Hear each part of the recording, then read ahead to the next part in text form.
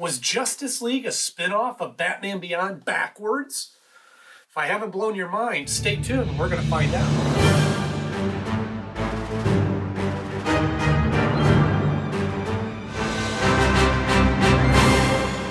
Hello, friends. Welcome back to the show. So glad to see you all once again. And if you're new here, thank you for tuning in. This is the show where we go back and look at cartoons and movies and entertainment that we grew up on in the 80s and 90s and look at them from the perspective of being an adult. So if this sounds like something you might enjoy, stick around, hit the subscribe button, click like if you'd like, because today we're talking about the two-parter from Season 3 of Batman Beyond, The Call, which originally aired on November 11th and 18th, 2000.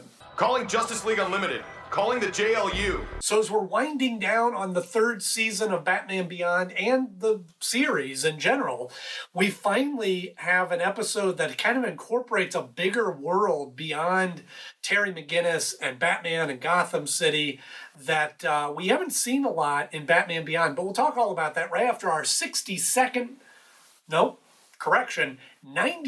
Beyond Bomb countdown breakdown of the episode, whatever it's called, with Mad Stan. Here we go. Take a look. Hey everybody, JT's Reborn here, or Sean, you can call me.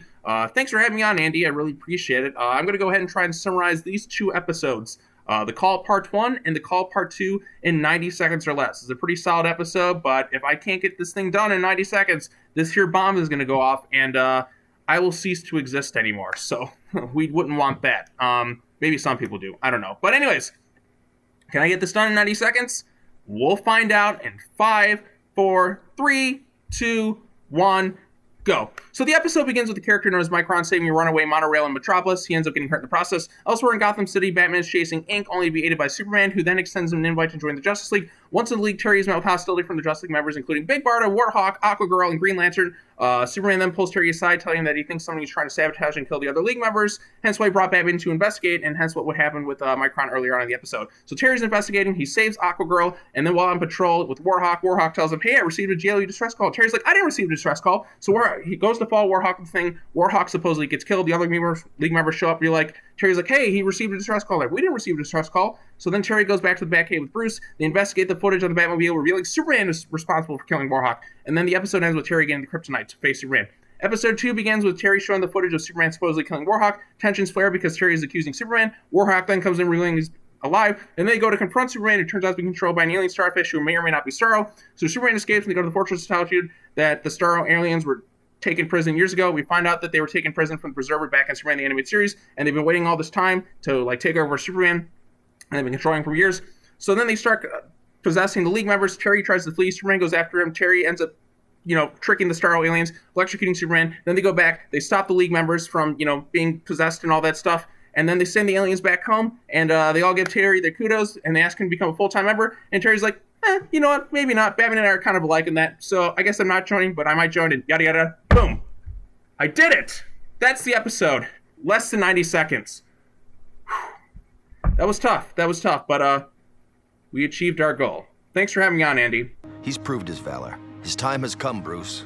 I absolutely love the opening of this episode where we start out Metropolis, just a huge contrast from Gotham City, especially Gotham of the future with Batman Beyond. And we're seeing new heroes, and we're seeing a fight, and we're seeing all this kind of thing happening. Not only that, but then we see Micron get killed or seriously injured at the very least.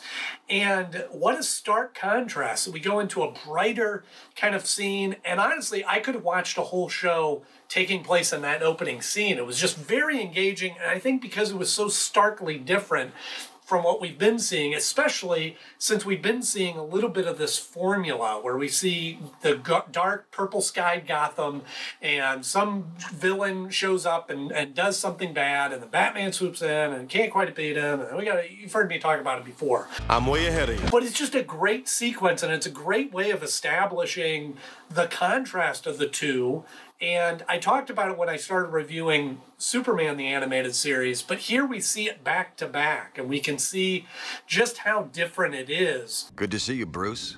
But a couple of things that are interesting about this is before we even started the Justice League Animated Series. That didn't come out for another year. Now, I have to imagine that it was at least thought about or in the works, and it makes me wonder, was this a spin-off episode to jump into the Justice League, but done in kind of a unique fashion where they're kind of testing the waters? Can we write for multiple characters? Can we establish a bigger world? Can we tell stories around the Justice League? I don't know. I honestly am not sure if that was the intention of this episode or not. What are you smiling at? The other thing that it does is we acknowledge they call it the Justice League Unlimited, which doesn't come out for a couple more seasons, where Justice League, the animated series, transitioned into Justice League Unlimited, and they kind of dumped in a whole bunch of other characters into the storylines and kind of focused on other more obscure characters, and they referenced Justice League Unlimited in this episode, which again was just sort of like felt like they knew where they were going or knew where they were heading. Just makes for an interesting kind of talking point. The real Batman, not this pointy-eared punk. And certainly throughout the episodes of this is tied into, in a greater sense, Superman, the animated series. There's moments in this, and we'll get into that later, where this is directly referencing moments that happen in Superman, the animated series.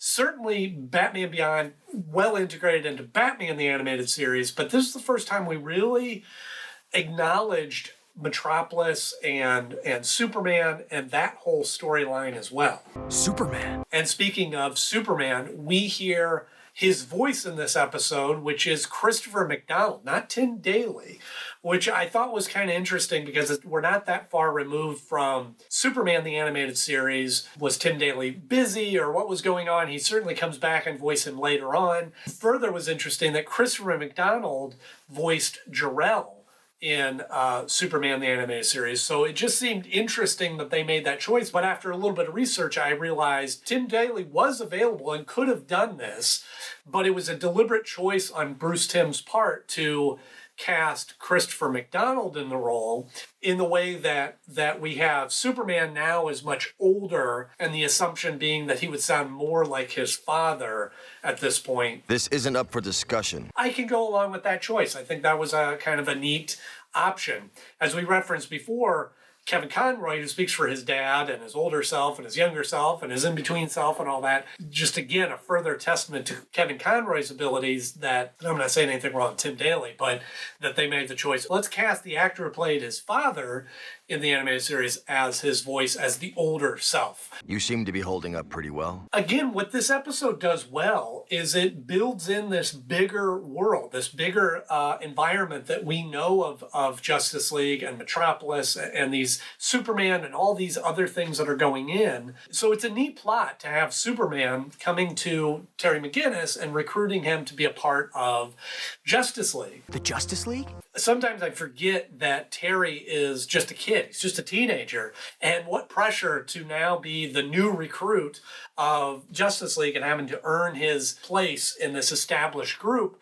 But then the pressure further is complicated when Superman reveals his real intentions of asking Terry to spy on the rest of the group. Well, that's gonna make me real popular. I get it. It's Batman Beyond. The story needed to feature Batman Beyond, but it felt like it should have been Bruce to do that. Why couldn't Superman have come up with a reason to have Bruce come to the Watchtower and, oh, it's my old friend, he's going to be staying with us for a couple of weeks, whereas Bruce may not be able to fight and to do those kind of hand-to-hand combat things, but if he really just needed somebody to spy and do detective work at the Watchtower, why didn't he ask Bruce to do that? I can't do this. A couple of odd things that I noticed in this episode. One is on a plot point that I don't know a lot about Aquagirl, what her history is, what her mythos is, and that sort of thing.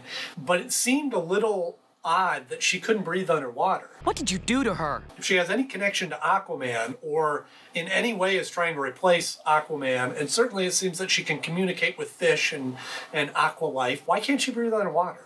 And I get it, they needed that to happen to serve the story, but it could have been somebody else in the swim tank. Let me know if you know anything more about Aquagirl. Is that just part of who she is, or is that something that they changed for the show just to serve their story? I don't know. Let me know in the comment section. There's a traitor among us. The other thing that I noticed kind of odd in this episode, and I guess I had been noticing it in several episodes in the animation, is you can see these weird lines on Terry's face that kind of come and go. I don't know if they changed the color of Batman into like a dark gray color from a black where you can see the lines better, or if it was something in terms of just now seeing the high definition version of the episodes that shows up better than it would have in just standard definition. Again, kind of a weird note, but just something that I sort of have been noticing about this. But I had to save her life to win her over. I think another highlight of this episode is this whole battle once Batman goes out with Justice League to fight in this battle in Metropolis and the rockets, and it was absolutely incredible and kind of cool seeing all of the Justice League in action working together, which again furthers my theory that this episode was motivated by spinning off Justice League, or at least testing the waters of, can we follow more than one hero? Can we see a team working together? Can we build enough into all the stories of the character? And it just made for kind of a neat sequence. And you can tell that there's a little extra effort put into the animation. Even the Batmobile flying around just looked extra well animated. Yeah, right. Warhawk. My good buddy. There's some really cool characters in here. I really enjoyed Warhawk, and I was at one point thinking, boy, I'd really like to just see a show with Warhawk. And then he gets, seemingly killed off. I thought, oh, well, maybe I won't see more of him. I don't need an amateur tagging along. And of course, the big twist at the end was that Superman was the traitor, and he was behind this, is the cliffhanger that gets us into episode 2. Superman. It's cool. It's interesting. It's certainly been done a time or two, and I think has been done in Justice League. Will be done in Justice League at the point that we're in this episode. And that whole versus Superman being so powerful and them having to go versus him. And I know I talked about this in my Superman the Animated Series reviews, but this is always the challenge. Superman is so powerful and so strong and so able to do anything he wants. It's almost the obvious choice to make him the villain, even just temporarily. So as cool of a twist as it was at the end to find out he's the one that brought Terry into this and now he's the one that's the traitor or the mole, it felt like it had been done before. This isn't the first time Superman's gone rogue. Again, if you're new to Batman, or you're introduced to Batman and Superman and DC heroes through this episode or through Batman Beyond, maybe this lands a little bit stronger for you.